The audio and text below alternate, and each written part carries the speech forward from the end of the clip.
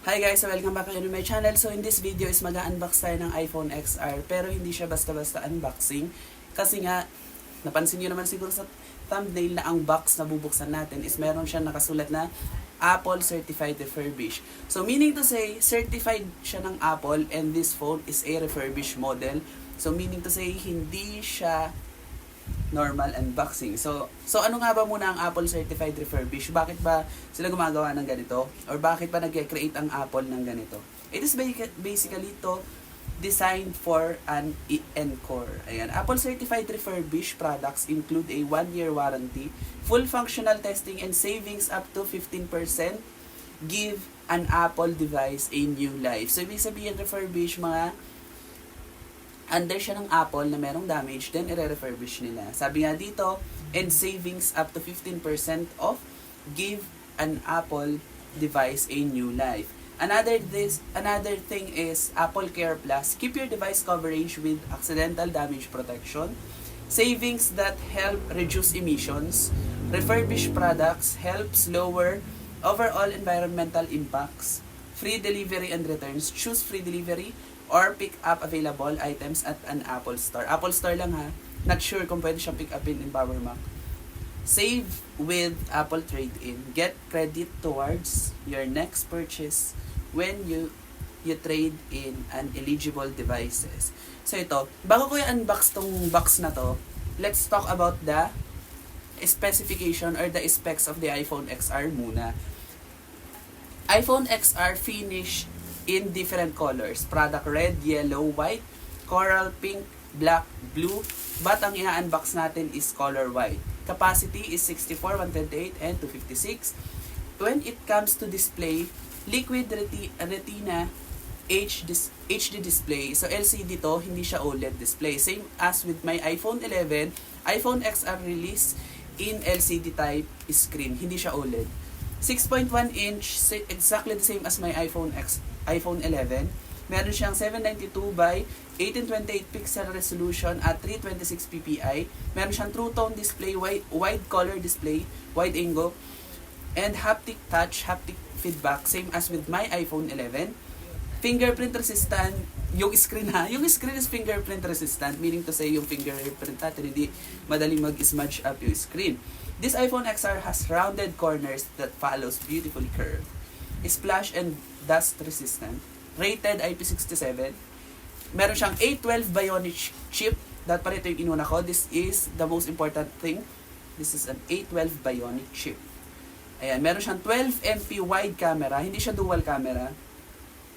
So, ayun. 4K video recording siya. Meron siyang 7 megapixel front camera. Face ID. So, ayun. Let's talk about Apple Pay. Meron din naman siya with my iPhone 6s. Ito, i-unbox na natin siya. So, ganito ang itsura niya. This is how the box looks, guys. This is it. So, ibang-iba siya. Mamaya, gagawa ko ng comparison between the box of my iPhone 11 compared sa box nito. Ayan, iPhone XR certified. Ayan.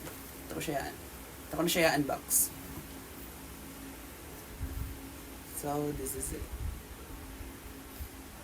This is how it looks. Siguro i-set up ko muna siya before ko ipakita sa inyo. Ayan. And complete din yung accessory niya. Ilalagay mo na natin siya dito. Complete din naman ang accessory niya. Meron siyang cord. And another paperworks from Apple. Ayun. So, i-start ko muna yung phone.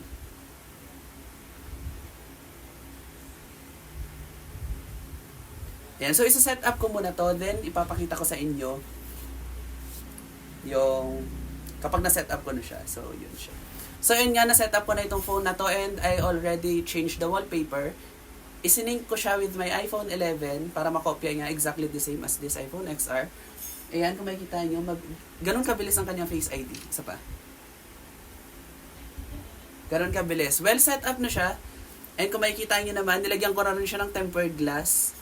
Hindi ko na i-video kung paano siya i-set up. Kasi nga, hindi ko siya i-set up as new device. I set it up as synced. Meaning to say, nag-sync ako sa iTunes para makopya yung messages ko, contacts ko in this phone without connecting to iCloud. Kasi lahat ng backup ko nasa laptop eh. So yan, nilagyan ko na rin siya ng tempered glass sa likod and tempered glass din siya sa harapan. So this is how it looks. Ganyan siya. So ito testing natin ng camera niya. Ayan. So this is the back camera looks like. Ganito siya. Ganyan. And ganito naman yung itsura niya with the front camera. Ganyan yung itsura niya in front camera. So, yun. Hindi masyadong kita yung mga tagyawat ko dito. Maganda siya. So, ayun lang yan. If you are wondering if you can use an iPhone 11 case to your iPhone XR, so I have here the case, official Apple Silicon case ng iPhone 11 ko.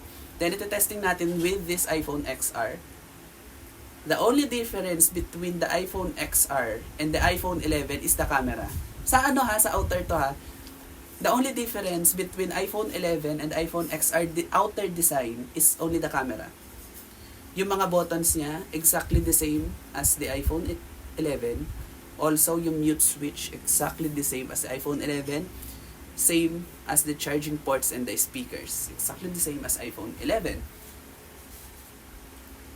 So, ayun lang naman siya. So, ganun lang siya kaikli yung video na to. And meron na rin siyang true tone. Ayan, meron siyang true tone, syempre.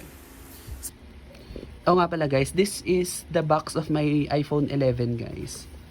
Ganyan yung itsura ng official box ng Apple. Kung makikita nyo, iPhone logo sa gilid, Apple logo sa baba, iPhone ulit sa gilid and Apple logo sa taas. And yung full specification ng mismong phone ko. This is my original box of my iPhone 11 guys. Yung cord is obviously ginamit ko na siya. And dito, meron siyang hole dito in trace the camera of my iPhone 11. And in-unbox ko to way back December 2022. And meron din siyang mga paperworks. Ganyan. So, ganito ang original box ng iPhone. Nire-release ng Apple. Ganito ang official box nila. Unlike sa refurbish, is may nakasulat siyang Apple Certified Refurbish and the name of the unit na. Di ba ganun? Wala na siyang picture na katulad nito. Ito kasi meron pa. And kapag kinapa mo siya, well embossed siya. Ganun. Naka-emboss siya. So yun lang naman ang comparison between my iPhone 11 box na nirelease ni Apple compared sa Apple Certified Refurbish na box. But they are both came from Apple. So yan, ilalagay ko yung link sa baba ng mga Apple refurbished products. So yun, they are all legit, totally legit. Sabi nga sa specifications ng Apple, di ba? 15% off siya, savings, compared sa mga brand new. So yun naman, yun lang. So yun, perfect siya for backup phone. Yes. So thank you so much for watching this video. So for more videos like this, stay tuned and subscribe to this channel, syempre, di ba? Ayun, so bye guys.